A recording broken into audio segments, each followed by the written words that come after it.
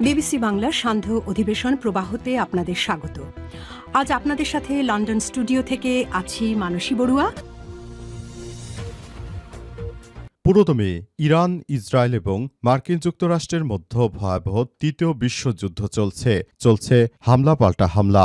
আর এই মুহূর্তে আমাদের হাতে এসে পৌঁছেছে এই যুদ্ধের সর্বশেষ গুরুত্বপূর্ণ সবথেকে তাজা আপডেট সংবাদ। যুদ্ধ শুরু হওয়ার পর থেকে ইরানের একটি মিসাইল হামলায় ধসে পড়ছে দখলদার ইসরায়েলের বিভিন্ন গুরুত্বপূর্ণ স্থাপনা। এর মধ্যে সংযুক্ত আরব আমিরাতে সবথেকে বেশি হামলা চালানো হচ্ছে, কারণ এই রাষ্ট্রটি মুসলিম বিশ্বের বিস্ফোরা হিসেবে খ্যাত। এই বিস্ফোরা তারা ফিলিস্তিনে যখন যুদ্ধ হয়েছে এরাই ইসরায়েলকে অস্ত্র দিয়ে নাকি সহায়তা করেছিল, এজন্য এদের উপর সবথেকে বেশি আক্রমণ চালানো হচ্ছে। তবে আক্রমণের হাত থেকে বাদ যাচ্ছে না তেল আবিব সহ সৌদি আরবের রাজধানী রিয়াদ সহ বিভিন্ন গুরুত্বপূর্ণ স্থাপনা। প্রথমেই জানাবো, ইসরায়েলের মধ্যাঞ্চলে নতুন করে আঘাত এনেছে ইরানের ক্ষেপণাস্ত্র। আলহামদুলিল্লাহ, নতুন করে ইরানের ক্ষেপণাস্ত্র মধ্য ইসরায়েলে আঘাত এনেছে। দখলদার দেশটির সেনাবাহিনী এই তথ্য নিশ্চিত করে জানিয়েছে যে ইসরায়েলের মধ্যাঞ্চলীয় শহর পেতা তিকভায় ক্ষেপণাস্ত্র হামলা করা হয়েছে। খবর আল জাজিরার।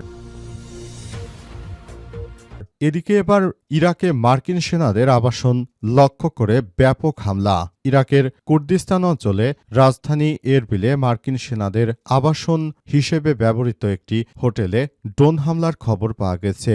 ইরান সীমান্তের নিকটবর্তী ওই গুরুত্বপূর্ণ শহরটিতে সংগঠিত হামলার দায় স্বীকার করেছে সশস্ত্র গোষ্ঠী ইসলামিক রেজিস্ট্যান্স ইন ইরাক। এদিকে ইরানের হামলায় সংযুক্ত আরব আমিরাতে নিহত ৩, আহত ৬৮।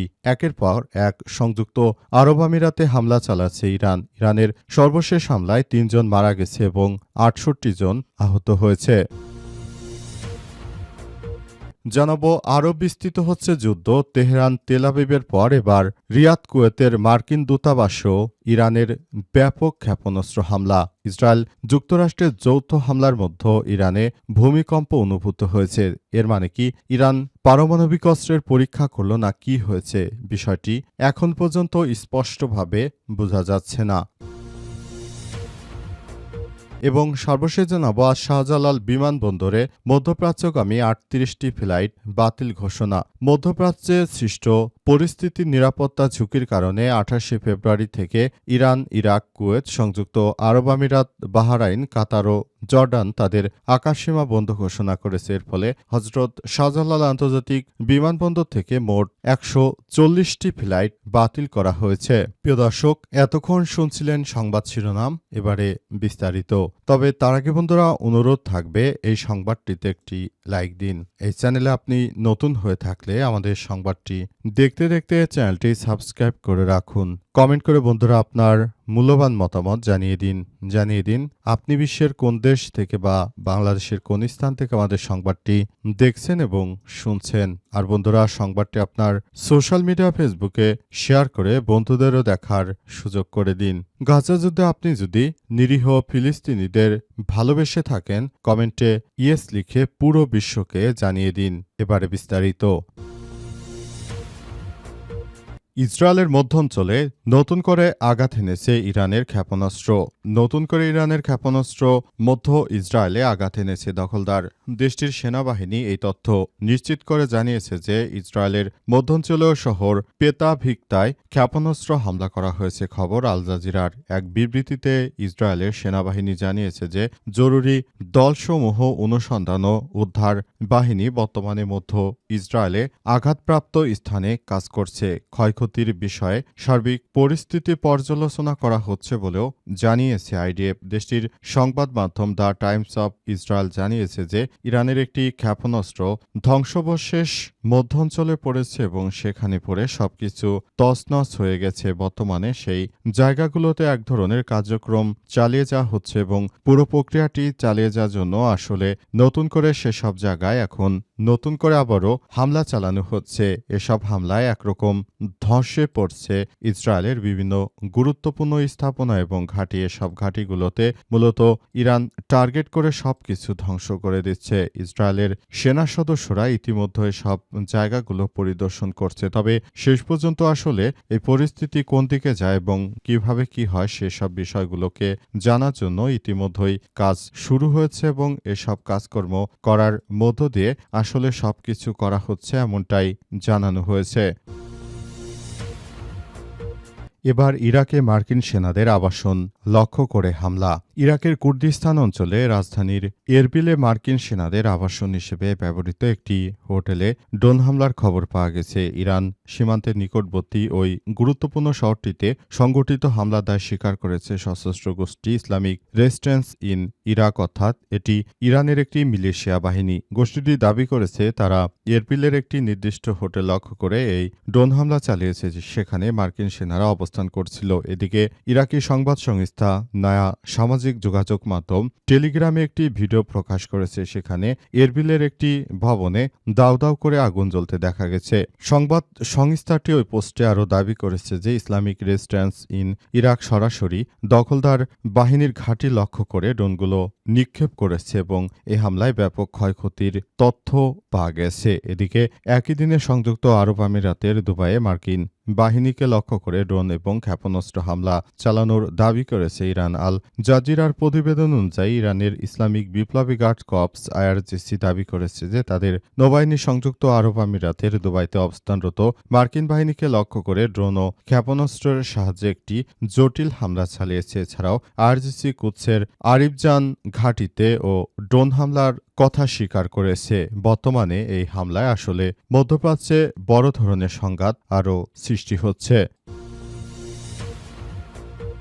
ইরানের হামলায় আমিরাতে নিহত ৩, আহত ৬৮। ইরানের সাম্প্রতিক ক্ষেপণাস্ত্র ও ড্রোন হামলায় সংযুক্ত আরব আমিরাতে অন্তত ৩ জন নিহত এবং ৬৮ জন আহত হয়েছে। দেশটির প্রতিরক্ষা মন্ত্রণালয়ের মুখপাত্র এই তথ্য নিশ্চিত করেছেন। আহতদের মধ্যে কয়েকজনের অবস্থা আশঙ্কাজনক বলে জানিয়েছে স্থানীয় একটি সূত্র।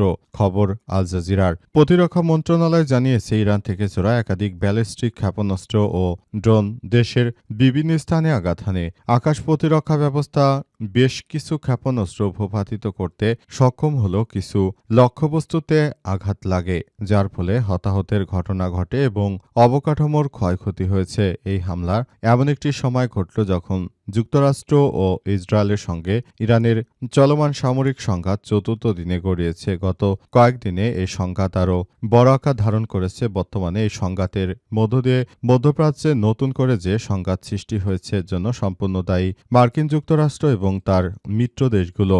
মূলত তারাই প্রথমে দখলদার ইসরায়েলি বাহিনী এবং তার যুক্তরাষ্ট্রের মদতে মূলত ইরানের উপরেই হামলা হয়েছে। হামলায় মূলত সবকিছু খুবই ব্যাপকভাবে ধ্বংসযজ্ঞ চালায় এবং এই হামলার ফলে একরকম মধ্যপ্রাচ্যের এই ইরানের উপরে এক এক করে এয়ার স্ট্রাইক করার ফলে ইরান একরকম ধ্বংসপ্রাপ্ত হয়েছে। ইরানের সর্বোচ্চ ধর্মীয় নেতা আয়তুল্লাহ আলী খামেনি আসলে তিনি বিষয়গুলো পর্যবেক্ষণ করছিলেন, তবে হঠাৎ করে একটি হামলায় তিনি মৃত্যুবরণ করেন এবং এই হামলায় মূলত যুক্তরাষ্ট্র ও ইসরায়েল সরাসরি সেখানে যুক্ত থাকার ফলে মূলত সেখানে আসলে সবকিছু পুরোদমে চূর্ণ বিচূর্ণ হয়ে গেছে।